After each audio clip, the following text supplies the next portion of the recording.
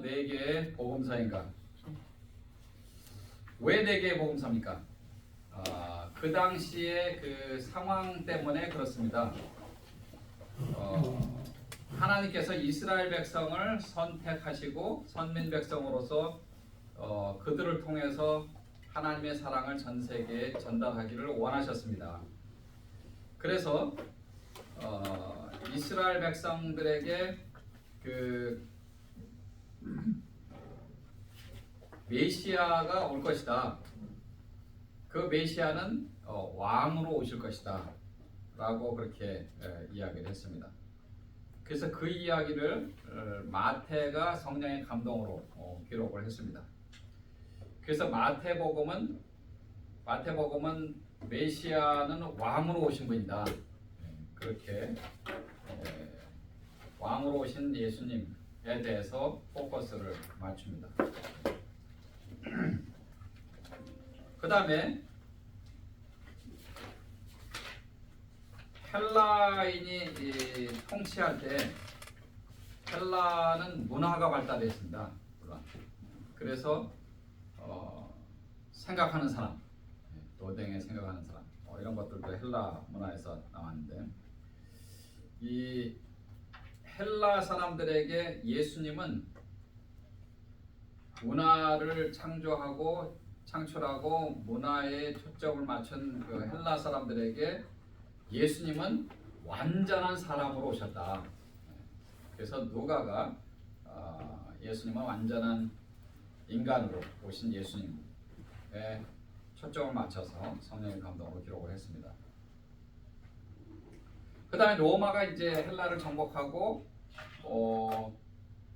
이스라엘 백성과 팔레스타인 그리고 그 여러 지역을 통치를 하면서 로마 사람들은 정복한 나라의 사람들을 다 종으로 만들었어요. 다 종으로 만들었어요. 그래서 그 당시에 로마가 정복한 나라마다 거의 50% 이상이 종이었습니다. 근데 우리가 얘기하는 그 종이라는 개념하고 그 당시의 종은 사실 종이라는 말보다는 노예라는 표현이 더 맞습니다. 노예예요. 그래서 여러분 뭐 코바디스 혹은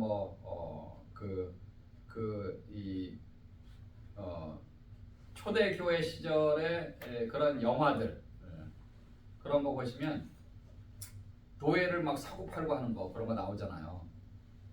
그러니까 이 노예들은 사람이 아니에요. 물건이에요. 그냥 물건이에요.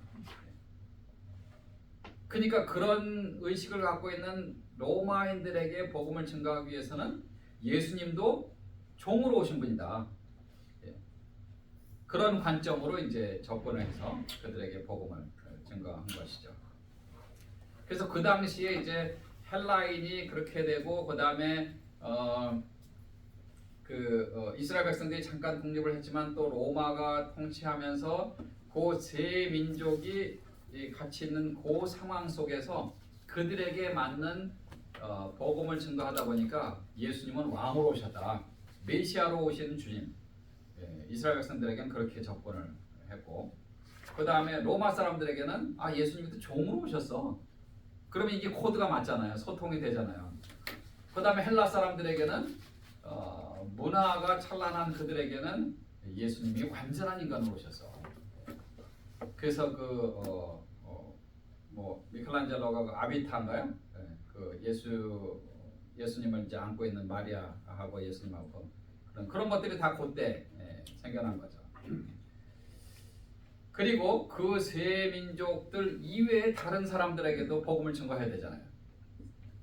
그러니까 그 외의 사람들, 모든 사람들에게 예수님은 하나님의 아들이십니다. 그리스도이십니다.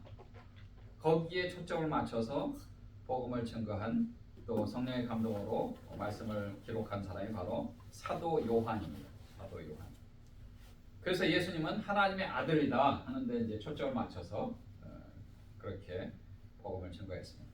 그래서 기본적으로 네 개의 복음서가 있어야만 그 당시에 이제 민족들과 또 세상 사람들에게 복음을 증거하는. 그래서 이제 네 개의 복음서가 필요하게 된 것이죠. 신약 성경은 27권인데 이거를 또 한번 좀 전체적으로 한번 보면 복음서 마태, 마가, 누가, 요한 복음서와 사도행전 이것을 구약과 이렇게 비슷하게 또 기억을 한다면 우리는 그것을 역사서라고 할 수 있습니다. 역사서. 그래서 예수님의 생애라든지 이런 것들 그리고 사도행전을 통해서 우리는 베드로 또 빌립, 바울 이런 분들의 또 사역을 우리가 볼 수가 있습니다. 그리고 사도 바울이 예수 믿는 사람들을 잡아다 가두고 막 그렇게 이 로마 정부로부터 그런 또 유대인들에게 그런 이 권위를 물려받았지만 그러나 하나님은 그냥 내버려 두지 않으시고 다마스커스 다메섹 도상에 가는 중에 예수님이 바울을 그냥 꼭 집었잖아요. 그래서 잠깐 동안 또 눈도 멀게 하시고 그 사울아 왜 네가 나를 핍박하느냐 그랬더니 주여 니시오니까 나는 네가 핍박하는 예수니라. 그래서 이제 사도 바울을 내가 너를 이방인들에게 복음을 증거하는 내 종 삼겠다 그렇게 말씀하시고 눈을 멀게 하시고 아나니아를 통해서 이제 그 눈을 또 기도하고 눈이 또 시력이 회복되고 그러면서 예수 믿는 사람을 잡아 가두는 그 일에서 이제 예수님을 위해서 평생 고난도 당하고 또 복음을 증거하고 수많은 사람들을 주님께로 인도하고 또 사도 바울이 또 지식적으로도 아주 뭐 출중한 사람이에요. 뭐 아람어도 잘하고 히브리 헬라는 뭐 기본이고 그래서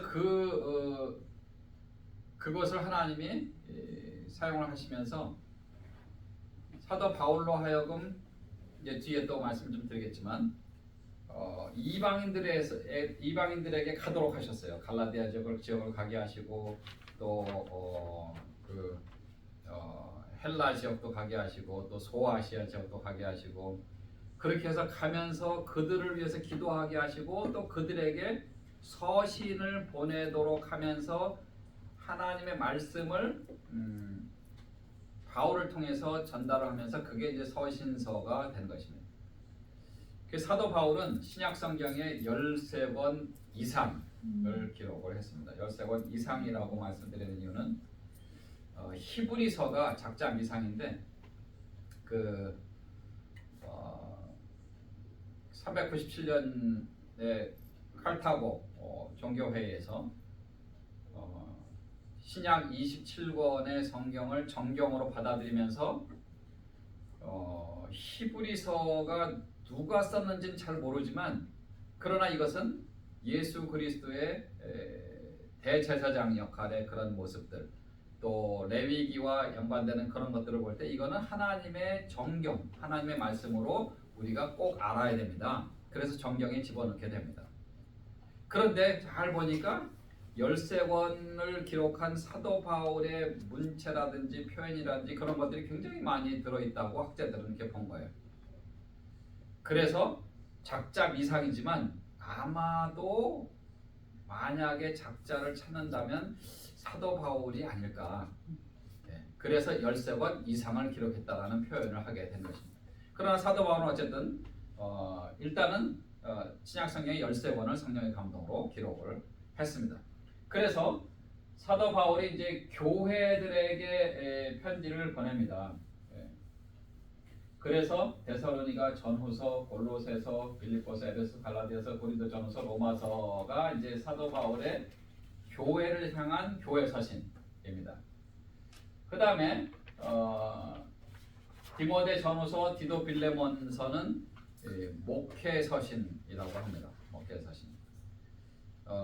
빌레몬서가 사실은 뭐 목회 서신이라기보다도 그냥 독립된 책으로 보긴 하지만 그러나 사도 바울이 감옥에 있으면서 그 오네시모라는 사람을 이제 전도를 하고 그리고 빌레몬에게 그 내 형제 오네시모 이야기를 하면서 목회적인 측면도 있다. 그래서 그냥 신약 성경에 그 27권을 이렇게 정리를 할 때 이렇게 놓고 보면은 기억하기 좋습니다. 그래서 빌레몬서까지 목회 서신으로 일반적으로 봅니다. 그리고 나머지 이제 일반 서신도 9권인데 교회 서신도 9권이고 일반 서신도 9권인데 히브리서, 야고보서, 베드로 전후서, 요한 1, 2, 3서, 유다계시록 이 책들은 사도 바울 이외에 다른 사람들을 성령 하나님이 그들에게 그 성경을 기록하도록 그렇게 하셨습니다.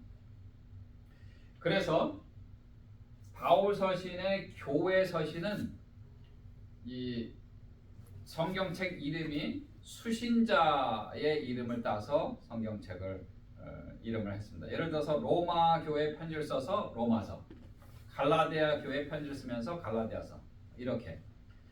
그런데 일반 서신은 바울 이외에 다른 사람이 기록한 뭐라고 그래야 기자라고 표현하는 게 좋겠습니다. 성경 기자. 그 성경 기자의 이름을 따서 성경책을 지었습니다. 히브리서만 작자 미상이라고 말씀드린 것처럼 히브리서만 빼놓고 야고보서는 야고보가 기록했고요. 베드로 전후서는 베드로가 기록을 했고, 그 다음에 요한 1, 2, 3서, 요한계시록, 그리고 요한복음까지는 사도 요한이 기록을 했습니다. 유다서는 유다가 기록을 했습니다. 이렇게 해서 이제 27권은 여러분이 또 구약의 그 구조처럼 이렇게 기억하시면 신약 성경 전체를 머릿속에 담으실 수가 있습니다. 자, 그러면 이제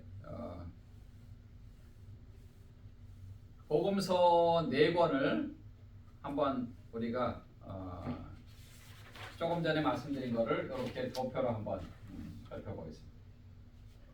마태복음은 예수님은 왕으로 오신 분이다. 마가복음은 종으로 오신 분이다. 누가복음은 사람으로 참된 인간으로 오신 분이다. 그리고 요한복음은 하나님의 아들로 오신 분이다 라는 관점으로 기록한 책입니다. 그래서 마태복음 보면 아브라함과 다윗의 자손 예수 그리스도의 계보다 그러면서 아브라함이 이삭을 낳고 이삭이 야곱을 낳고 해서 그 계보가 나와요. 계보가 나옵니다. 14대 해서 예수님이 탄생하는 것. 그리고 1장 21절에 보면 아들을 낳으니 이름을 예수라 하라. 이는 저가 자기 백성을 구원할 자이십니다 하니라. 그러니까 예수라는 이름의 뜻이 세상을 구원할 분이라는 그런 뜻입니다. 예수. 그래서 예수라는 이름을 통해서 우리가 구원을 받게 되는 것이죠. 그래서 예수님의 족보가 나와요. 누가복음에도 보면 3장에 요셉부터 시작해서 요셉의 위는 누구, 누구의 위는 누구 이런 식으로 해갖고 쭉 해서 아담, 그 위는 아담의 위는 하나님 이렇게 해갖고 족보가 거꾸로 해서 족보가 나옵니다. 그런데 마가복음에는 족보가 없어요. 왜 그래요? 노예한테 무슨 족보가 필요해요. 네. 오히려 마가복음 1장부터 보면 예수님이 바로 사역에 투입되는 그 내용이 나와요. 회개하고 복음을 믿으라 천국이 가까웠느니라. 네. 그러나 왕한테는 족보가 필요하죠. 사람에게도 족보가 필요합니다. 그리고 종에게는 족보가 필요 없습니다. 요한복음을 보시면 하나님의 아들에 관한 거잖아요. 하나님의 아들. 그래서 7가지 기적이 요한복음에 나와요. 그리고 예수님이 친히 나는 세상의 빛이다. 나는 문이다. 나는 포도나무다. 뭐 그런 흔히 나는 누구이다 하는 그런 선언. 그것도 한 7개 정도 되는데 그런 것들이 다 요한복음에 나와요. 하나님의 아들이시니까. 기적적인 그런 것들, 뭐 죽은 자들을 살리는 것들, 나사로를 살리는 것도 거기에 나오고, 물 위를 걸으시는 것도, 오병이어도 요한복음에 나오고. 그래서 우리가 이런 것들을 머릿속에 딱 넣으시면 그래서 요한복음에는 이런 내용들이 기록이 돼 있구나. 마태복음에는 그래서 이렇게 되는구나. 마태복음 5장, 6장, 7장은 산상수훈. 예수님이 이제 산에 올라가셔서 수많은 사람들에게 천국 복음을 증거하시고 하늘나라에 대해서 말씀하시고. 그래서 마태복음에 이제 뒤에도 나오지만 마태복음에는 천국이라는 단어 혹은 교회라는 단어가 36번인가 이렇게 나와요. 교회라는 단어가 다른 복음서에서는 그렇게 많이 안 나오는데 마태복음에만 나옵니다. 왕으로 오신 예수님. 그래서 마태는 유대인들에게 예수님 왕으로 오셨다. 마가는 로마인들에게 종으로 오신 예수님이다. 또 헬라 사람들에게 참 인간으로 오신 분이 예수입니다. 그리고 나머지 민족들에게 예수님은 하나님의 아들로 오셨다. 그걸 이제 성경에서는 짐승으로 이 왕으로 오신 예수님, 사자, 동물의 왕이잖아요, 그렇죠? 그렇게 비유를 합니다. 마가는 소는 뭐예요? 하루 종일 일하잖아요. 동산 짓고. 그 다음에 사람, 그리고 독수리, 창공을 올라가는. 그래서 온리뷰에게 복음을 준다. 주제는 이제 그 말씀드린 대로 왕으로 오신 예수님. 그래서 하나님께 순종함으로 세상의 종이 되신 예수님. 마가복음 이렇게. 시제는 일반적으로 예수님은 과거에 이미 오셨다. 그리고 이렇게 지금 그 일을 하고 계신다는 그런 과거에 초점을 두고요. 마가복음은 현재, 지금 일을 하니까.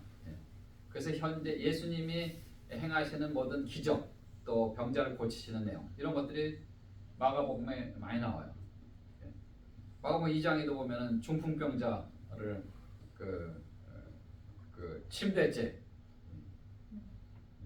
지붕을 깨고 이렇게 예수님 앞에 내는 그런 내용들도 거기 나오고요. 그래서 일하시는 예수님. 누가복음은 이제 미래, 그리고 요한복음은 예수님은 하나님의 아들, 그분은 영원하신 분이다. 이렇게 이제 그 초점을 저는 보고 있습니다. 그리고 마태, 마가, 누가복음은 예수님의 그 모습을 약간 다른 관점에서 그 마치 장님이 코끼리 만지듯이 이렇게 장님이 코끼리 만져서 귀 만진 사람은 이만한데 코끼리가 귀가 큰 것 같아 뭐 이렇게 또 코 만진 사람은 이제 코가 너무 커 뭐 이렇게 이런 식으로. 그러나 코끼리는 코끼리잖아요. 그렇죠? 예수님을 정면에서 보고 측면에서 보고 뒷면에서 보고 이런 식으로 해서 약간 다른 각도에서 기록을 했습니다. 누가는 직업이 의사예요. 의사. 그 의사의 그 의사의 환자를 돌보는 그런 모습은 뭐라고 그래요? 진단한다고 그러죠. 진단. 그래서 청진기로 진단을 해서 심장이 조금 이렇게 좀 약하시네요. 뭐 이런 거예요. 그다음에 혀 내밀어 보세요. 그러면 혀 보고서 이제 당이 좀 있으시네요. 뭐 이런 거. 그 진단하잖아요. 그래서 누가복음을 통해서 예수님의 탄생부터 죽음까지 예수님의 전 생애를 다 기록했어요. 자세하게. 그러나 마태와 그 마가, 요한은 예수님의 전 생애 대신에 그런 하나님의 아들의 포커스를 두고 왕으로 오신 예수님, 종으로 오신 예수님 이렇게 하다 보니까 중간에 조금 빠진 것들이 있어요. 뭐 기적이라든지 아니면 그 환자들을 치유하는 그런 내용들이 이렇게 다 들어가 있지 않습니다. 그러나 누가복음에는 예수님의 그런 모든 내용이 거의 다 들어 있어요. 그래서 예수님의 생애를 정확하게 잘 파악하고 배우시기를 원하시는 분들은 누가복음을 계속 읽어보시면 돼요. 그러면 예수님이 탄생 때부터 돌아가실 때까지 거기에 다 기록돼요. 자, 그러면 마태복음 한번 살펴보도록 하겠습니다.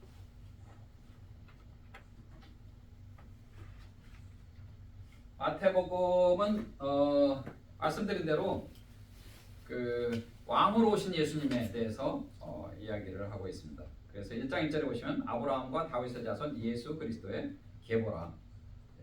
그리고 1장 23절에서는 뭐라고 해요? 보라 처녀가 잉태의 아들을 낳을 것이요 그의 이름은 임마누엘이라 하리라 하셨으니 이를 번역한즉 하나님이 우리와 함께 계시다 합니다. 그 마태복음, 이 복음이라는 말은 헬라어로 유앙겔리온이라는 단어인데요. 이것은 좋은 소식, 기쁜 소식이라는 뜻입니다. 그래서 예수님이 이 땅에 태어나셨다. 이것이 기쁜 소식입니다. 좋은 소식입니다. 하나님께는 큰 영광이 우리에게는 놀라운 기쁜 소식이 되는 거죠. 예수님의 12 제자 중에 한 사람이었던 세리 마태가 이 마태복음을 기록을 했습니다. 일반적으로 한 주후 50년에서 70년 사이에 기록된 것으로 보고요. 그리고 예수님께서 왕으로 오신 예수님이라는 것에 포커스를 뒀습니다. 마태복음은 28장까지 있습니다. 28장까지 있는데 그래서 왕으로 오신 예수님에 대해서 기록을 하면서 예수님의 족보, 왕의 족보에 대한 내용을 1장부터 4장까지 그리고 산상수훈 5, 6, 7장을 예수님의 설교 그리고 8장에서 11장까지 그 제자들도 뽑으시고 그 다음에 또 병자들을 고쳐주시고 하는 그런 내용들 그래서 왕의 능력이 거기에 나타납니다. 그리고 12장에서 15장까지는 예수님이 비유로 말씀하신 내용들도 거기에 있고요.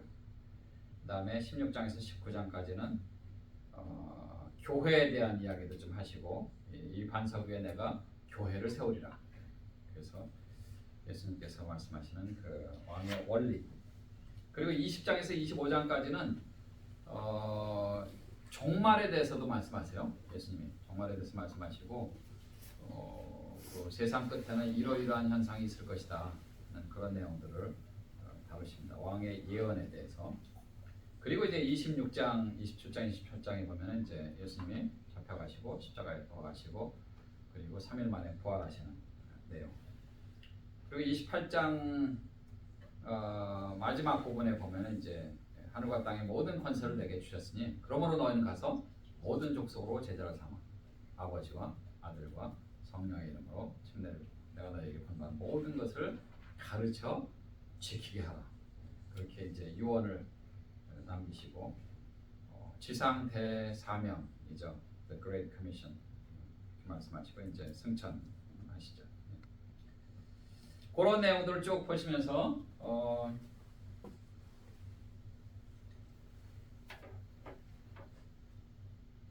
이 마태복음의 특징은 뭐냐면 왕과 왕국, 즉 나라를 다루는 구약적인 요소를 지닌 책입니다.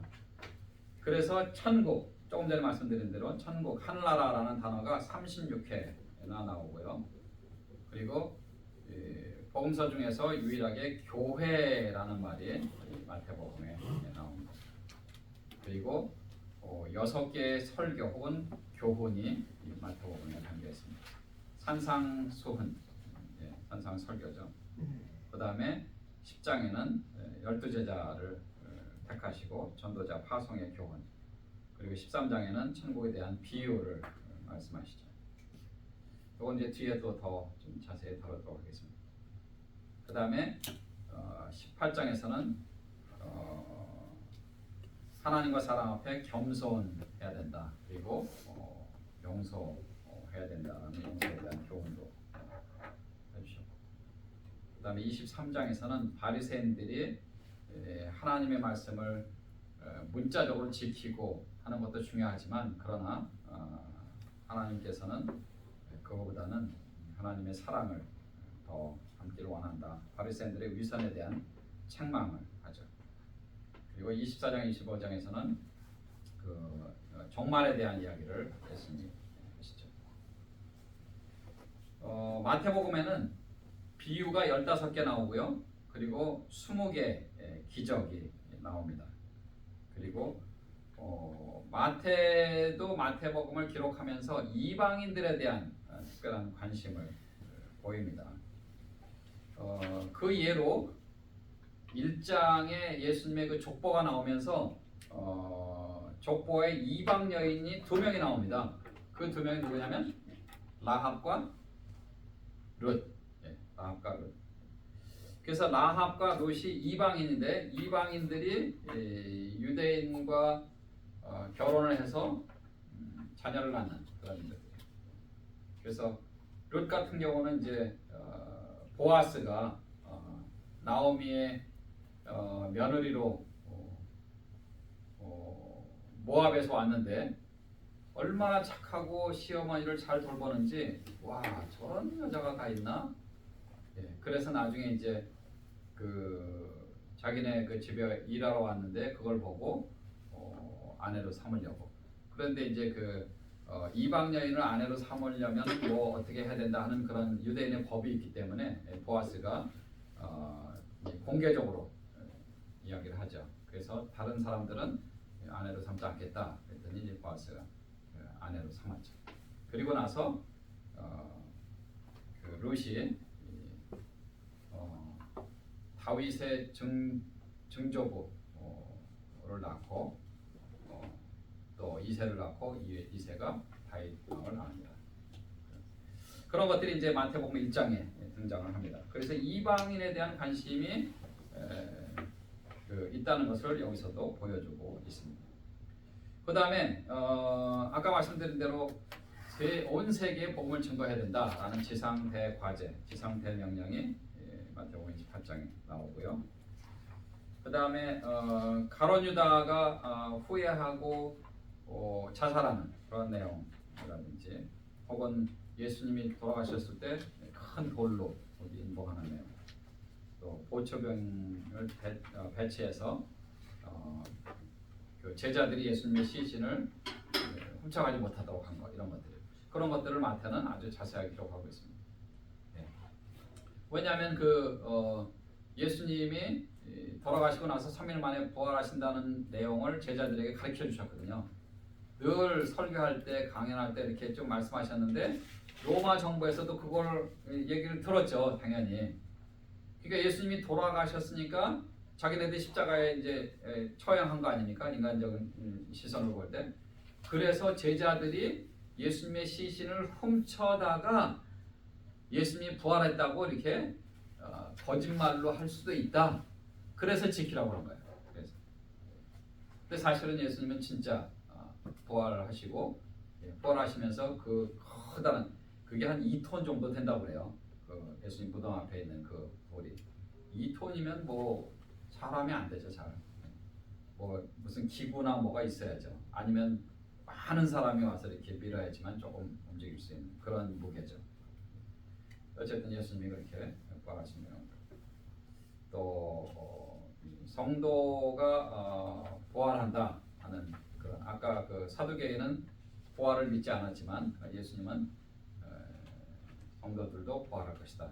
그런 내용들을 이제 담고 있습니다.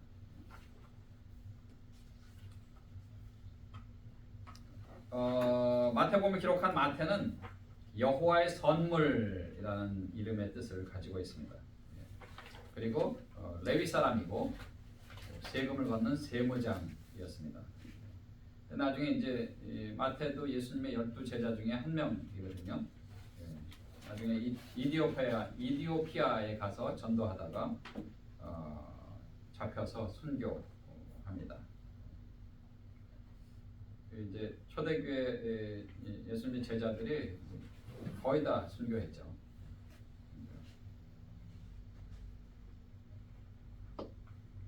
이렇게 이제 중복되는 내용들 아까 제가 말씀드린 게 이렇게 몇 가지를 이렇게 정리하다 보니까 중복되는 내용들이 있습니다. 그런 거는 중복되는 거는 그냥 넘어가도록 하겠습니다.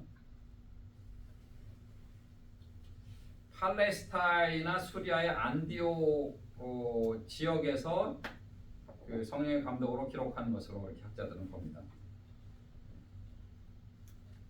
AD 50년에서 70년 사이에 기록을 했고요. 그 다음에 유대인들을 대상으로 기록을 했습니다.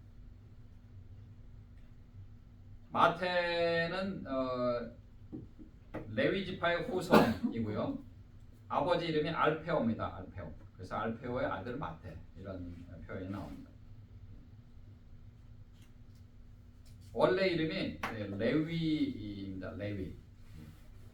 그 레위라는 이름이 여호와의 사랑하는 자, 즉 하나님이 사랑하는 자다라는 그런 뜻입니다. 로마 정부에 소속되어 있는 세금 징수관인데 가버나움이라는 지역에서 일을 했고요. 그때 이제 마태복음 9장 9절에 보면 그 세관원으로 일을 할 때 예수님의 부르심을 받습니다. 핵심 단어는 그리스도 왕으로 오신 예수님. 그래서 메시아는 뭐 아시죠? 예, 메시아.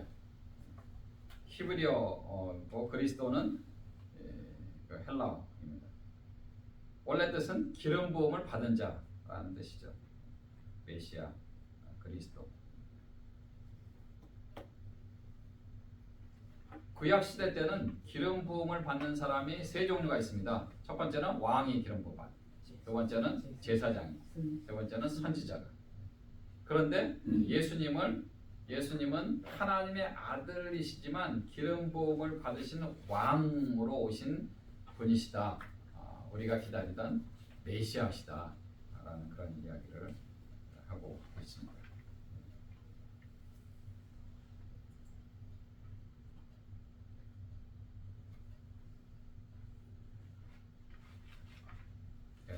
중복되는 거 그냥 다 넘어가겠습니다. 이거 저 PPT를 드릴 테니까 여러분이 나중에 복습하실 때 좀 보시면 되겠습니다.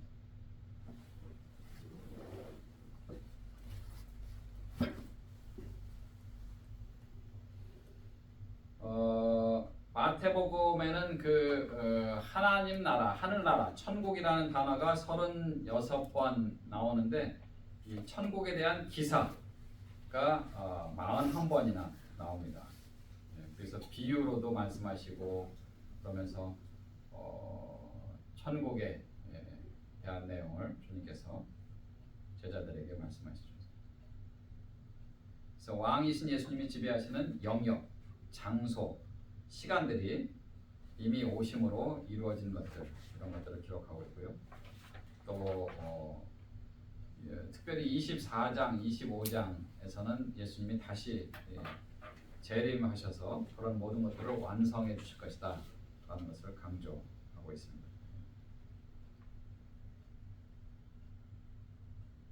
마태복음 16장 16절에서는 사람들이 나를 누구라 하느냐 하고 제자들에게 이제 말씀하셨어요. 그랬더니 제자들이 주는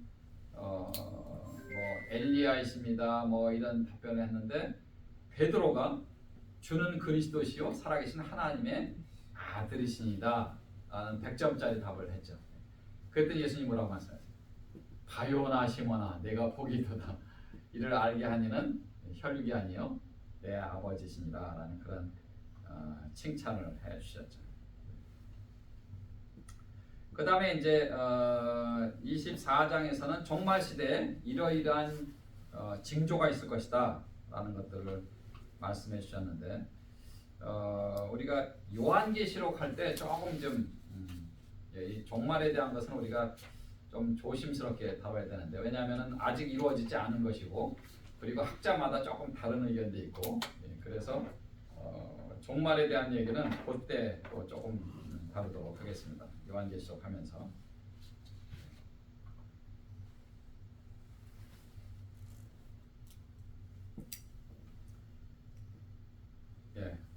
이거 앞에 그 말씀드린 내용들을 이렇게 좀 정리한 겁니다. 예수님의 족보에 다말과 라합, 룻, 밧세바. 예. 그런데 라합과 룻은 이방인이고 다말과 밧세바는 또 마리아는 이제 유대인이죠. 그래서 예수님 족보에 여인들이 5명이나 등장을 합니다.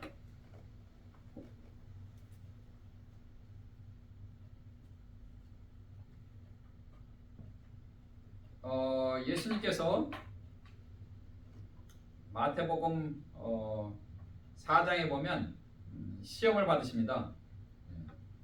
3번 시험을 받으시는데 첫 번째는 식욕에 대해서 이 돌을 떡덩이가 되게 하라. 40일 동안 이제 금식하셨어요.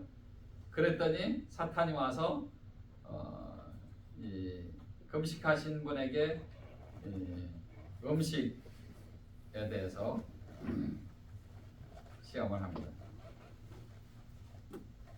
이 돌을 떡덩이로 하라. 그러면 내가 너를 높여주겠다. 그 다음에 두 번째 시험은요.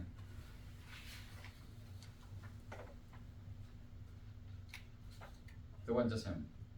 나한테 절을 하면 내가 이 온 세상을 너에게 주겠다. 명예욕을 심판하신 것이죠. 세 번째 시험은요. 뛰어내려라. 뛰어내라. 그랬더니 예수님께서 하나님을 온전히 섬겨야 된다.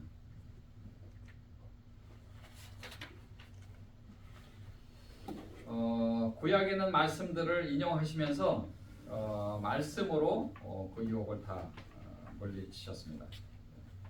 그래서 마귀가 떠나고 천사가 와서 이제 시종된.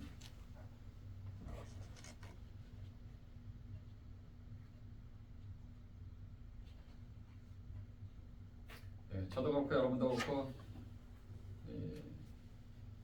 시험은 뭐 언제든지 있죠. 그렇죠?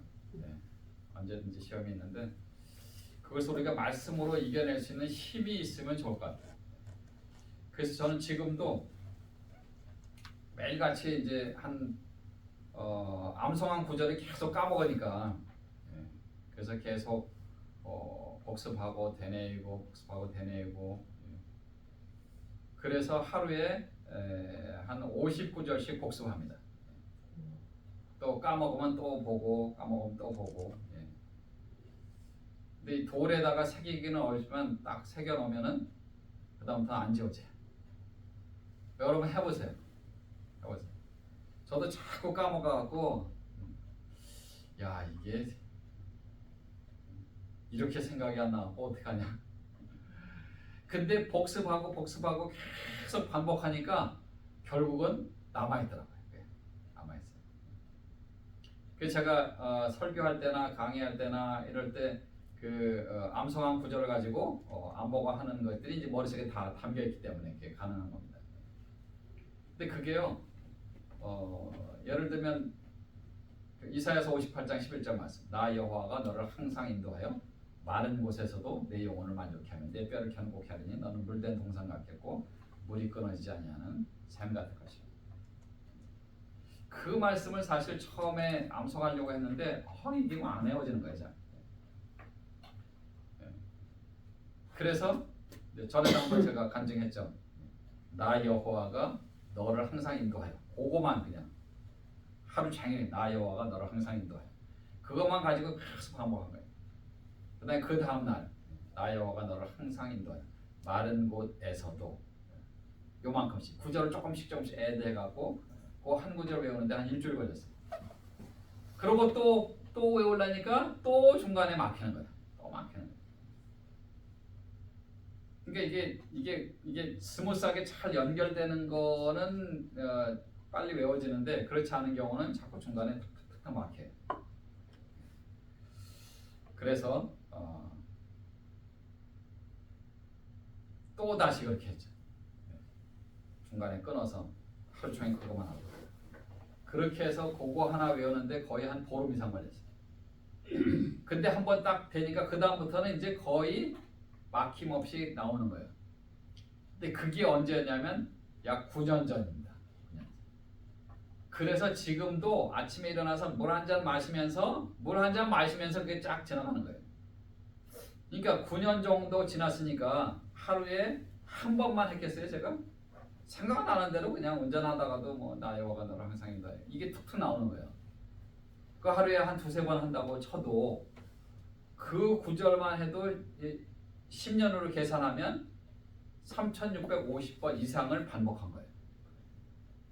그 지금은요 자다가 일어나서 툭 건드리고 그래도 그냥 나와요. 3,000번 이상을 하니까. 아 해보세요.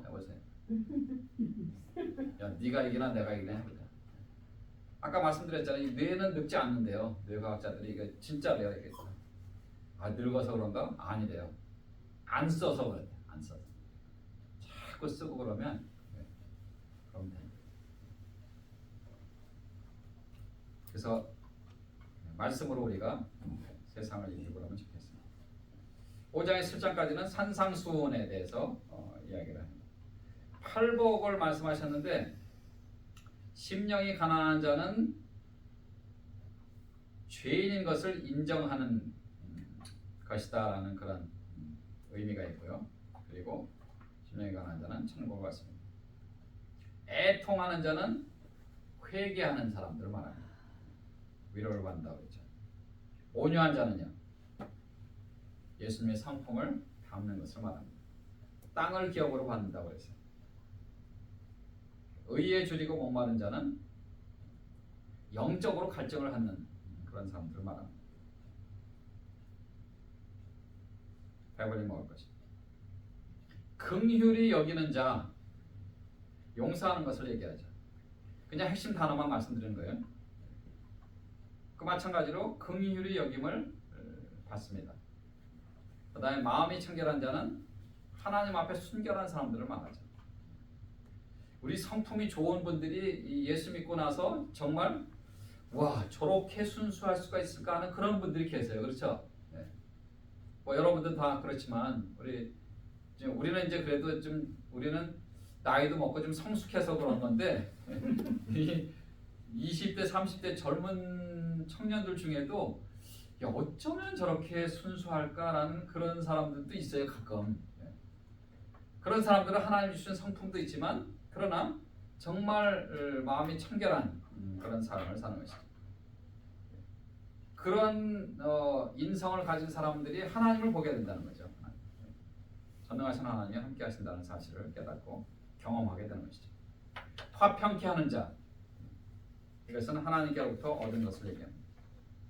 그런 분들은 하나님의 아들이라 칭함을 받습니다. 의를 위하여 핍박을 받는 사람들, 지금 뭐 전 세계적으로 핍박을 받는 사람들이 얼마나 많아요. 특별히 그 모슬렘권, 그다음에 뭐 북한도 그렇고,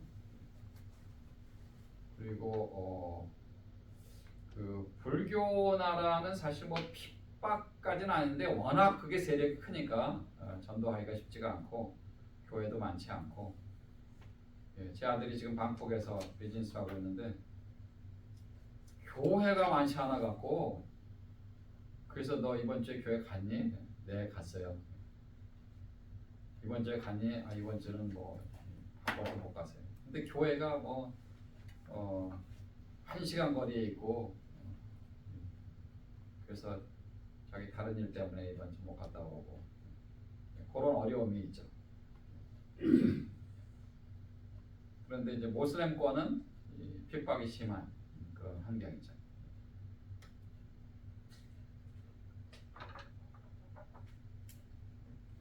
그 C국 녹음하니까 조심하세요. 거기도 핍박이 얼마나 심합니까? 다 선교사들 다 내쫓고 지금 별로 없어요. 모슬렘권도 그렇고. 그래서 우리가 그들을 위해서 기도해야 됩니다. 기회가 있을 때마다 전도해야 돼요. 5장에서는 이제 너희 세상의 소금이니 라는 그런 비유로 말씀을 해주셨죠. 소금. 그 당시에는 이제 부패 방지를 위해서 소금을 많이 사용하지 않았습니까? 예. 그다음에 이제 맛을 내기도 하고, 그다음에 소금이 녹는 것을 학자들은 자신을 희생한다라는 그런 표현으로 글을 쓰신 분도 있습니다. 그래서 너희가 세상의 소금이다. 세상을 변화시키는 일을 해야 된다라는 그런 얘기를 하죠. 너희가 세상의 빛이다 라는 그런 얘기도 하셨죠. 사실 우리가 세상의 빛과 소금의 역할을 잘 감당하면 우리 주변이 변화될 수밖에 없어요. 우리가 그걸 잘 못하기 때문에 그런 거죠.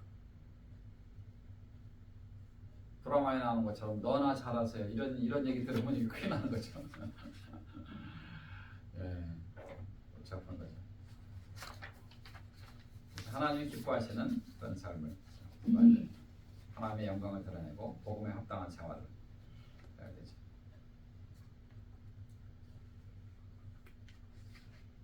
10장부터 보시면 이제 예수님께서 12제자를 세우시는 내용이 나오죠. 베드로, 시몬 베드로죠. 베드로는 듣는 자 혹은 복종이라는 말입니다. 반석이라고도 부르죠. 예수님의 수제자였지만 사실 수제자이면서 위기 상황에서 예수님을 3번이나 부인했다. 예수님이 또 먼저 말씀하셨잖아요. 네가 2번 타고 오기 전에 나를 3번 부인하리라. 근데 실제로 그렇게 됐잖아요. 그러니까 우리가 영적으로 잠자거나 주님을 의지하지 못하면 그런 일이 벌어질 수밖에 없어요.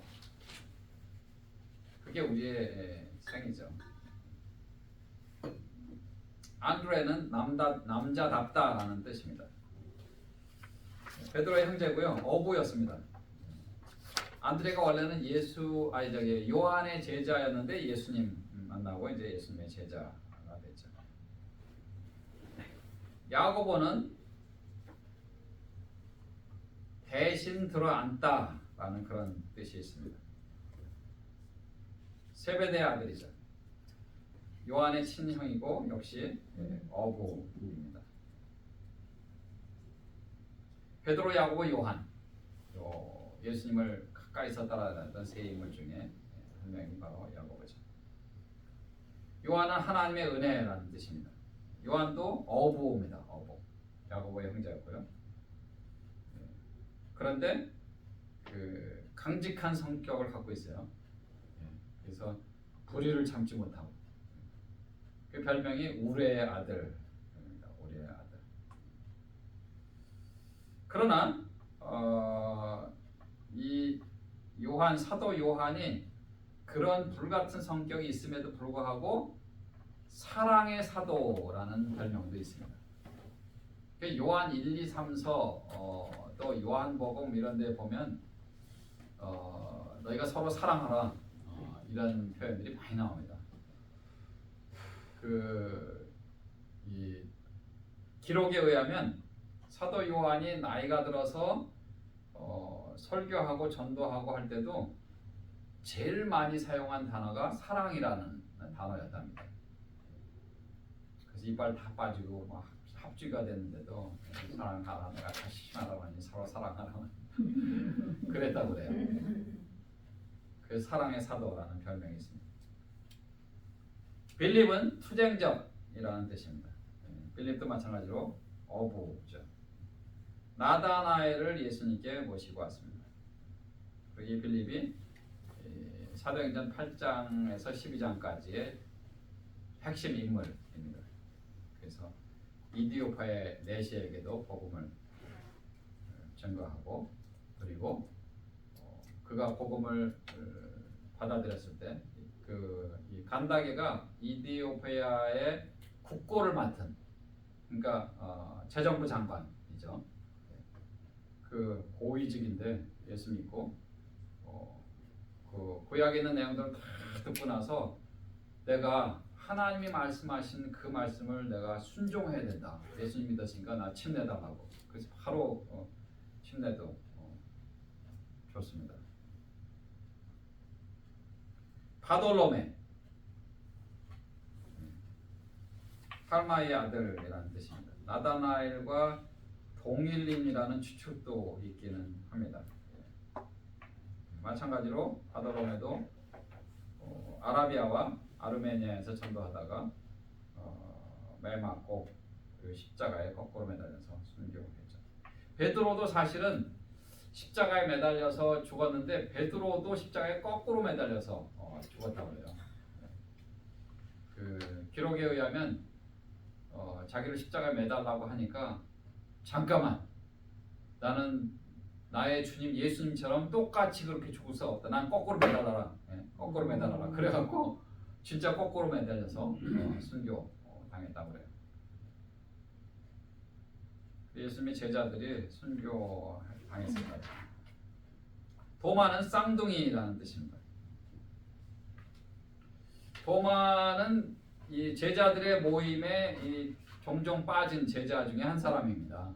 그래서 예수님이 부활하셨다는 그런 이야기를 들었을 때도 그 모임에 안 가고, 그래갖고 나 못 믿겠다. 내가 직접 내 눈으로 보기 전까지 못 믿겠다. 나중에 이제 예수님이 그걸 아시고 도마한테 뭐라 그래? 야, 너 네 손을 내밀어서 내 이 못자국, 손에 있는 목자국 옆에 옆구리에 있는 창자국 만져봐라. 그러고 그 유명한 얘기를 하셨잖아요. 네가 보고 믿느냐 보지 않고 믿는 자는 더 복되도다. 예. 그래서 그런 믿음을 강조하셨죠. 마태는 여호와의 선물이라는 뜻입니다. 레위인입니다. 세금을 받는 세무장이었고, 예, 마태도 이디오피아에서 전도하다가 결국 순교했습니다.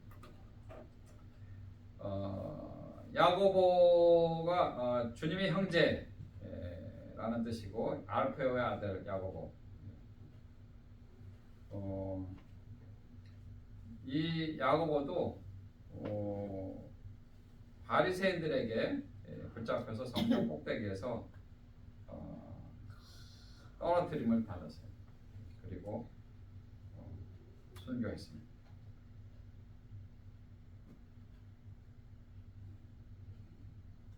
근데 직접 예수님과 함께 생활했던 예수님의 제자들은 정말 목숨 바쳐서 그렇게 할 수밖에 없을 것 같아요. 내 눈으로 직접 봤잖아요. 들었잖아요. 또 기적도 봤고 이 환자들을 고치는 그런 것들도 보고 그리고 천국 복음을 분명히 깨달은 그 제자들이 정말 그 목숨이 다할 때까지 주님을 증거한 그런 모습들을 봅니다. 여러분 이제 인터에서 만약에 은퇴하시면 박사학위까지 하시고 강의하시라고 합니다. 주님 오시는 그날까지, 우리가 주님께 가는 그날까지 이 땅에 남아 있는 그 이유 중에 하나가 바로 복음 증거 아닙니까? 하나님 말씀 잘 증거하고 하는 그런, 그게 바로 우리가 이 땅에 남아 있는 이유죠. 타데오 파사에서 전도하다가 활에 맞아서 순교했다고 그래요. 다데오에 대한 행적은 그렇게 성경에 별로 나와 있지 않습니다. 시몬, 셀롯이라고도 부르기도 하고 유대인 당원이었고요. 모세의 가르침을 맹신적으로 따르던 사람입니다. 시몬도 마찬가지로 이디오피아에서 전도하다가 순교를 했습니다. 유다, 가롯 유다죠. 가롯 유다. 유다의 이름의 뜻은 찬양하다는 그런 뜻입니다. 근데 이 유다가 그 재정부장이었어요. 그러니까 이제 머리가 이제 팽팽 돌아가지고. 그래서 누구죠? 그 여인이 향유병 갖고 와서 예수님 발 앞에 부고서 막 예수님이 발을 닦으니까 가룟 유다가 보고서 뭐라 그랬어? 아니 저거를 팔면은 300데나리온 이상 받을 텐데 그러고 뭐라 그랬어요? 그거를 팔아가고 가난한 사람을 도와줘도 되는데 그걸 허비하느냐? 예수님의 발을 닦는 것으로 그걸 허비하느냐? 그 비싼 거를 그랬잖아요. 근데 사도 요한은 그 마음을 간파하고 이는 자기가 입마에 복해하려고 그런 말을 한 거다. 왜냐하면 저는 도적이라. 그 성경에 나와요 그게. 가룟 유다는 사실 예수님의 제자로 3년 동안 그렇게 동고동락했지만 학자들은 가룟 유다가 구원받지 않은 것으로 그렇게 간주합니다. 왜냐하면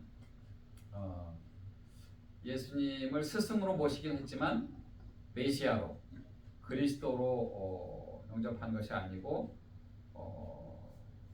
예수님을 따라다니면서 받는 그런 어떤 이익 같은 거 그런 것만 생각하고 은삼십에 팔았다가 다시 제사장들에게 그걸 던져주고 나가서 자살했잖아요.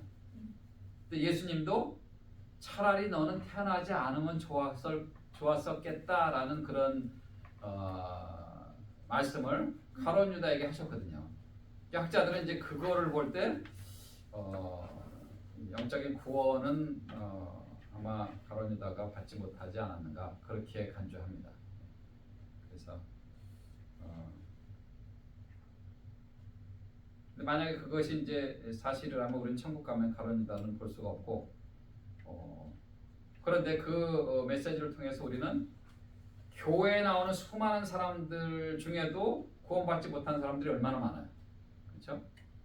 특별히 대형 교회 같은 경우. 저도 뭐 워싱턴 지구촌교회 3,500명 되는 거기서 부목사로 한 4년 반 사역하다 왔지만 전에 제가 설교 강의할 때 간증했죠. 한 달에 한 번씩 이제 부목사들에게 설교할 수 있는 기회를 주셔서 1년에 이제 한 2번 정도 대예배 또 수요예배는 한 달씩 돌아가면서 하니까 1년에 2달 수요예배 설교.